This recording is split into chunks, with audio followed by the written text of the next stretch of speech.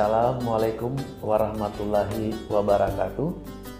Saya Brigadir Jenderal Polisi Dr. Andes Marjuki MM selaku Kepala Badan Narkotika Nasional Provinsi Aceh menghimbau kepada seluruh masyarakat Aceh untuk tetap menjaga diri dan keluarga dari bahaya narkotika.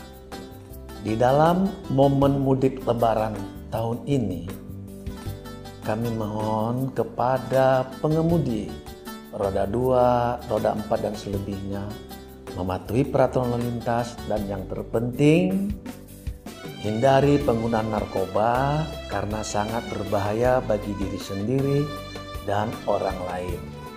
Semoga kita semua diberikan kesehatan, kebahagiaan dan keberkahan di hari Raya Idul Fitri ini.